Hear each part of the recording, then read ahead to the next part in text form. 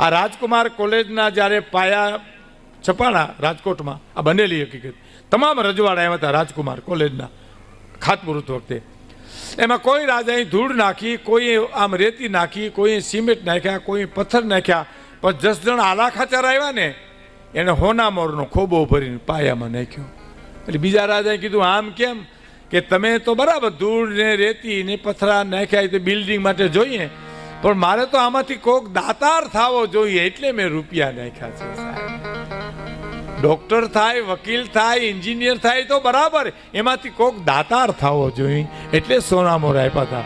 અને એ જસના આલા ખાતરને કોકે કીધેલું હો કે એટલી બધી દાતારી ન હોય, આ તો ગોળ હોય ને આ માખીઓ આવે. અને અડધી રાતે ગોળ મગાવીને આલા ખાતરે કામદારને કીધું તું કે લ્યો આ પીડો ગોળ માખીયું લેવી દો. તો કે માખીયું તો બાપુ દી હોય તો આવે, તો કે માણાનો દી હોય તો કોક આવે.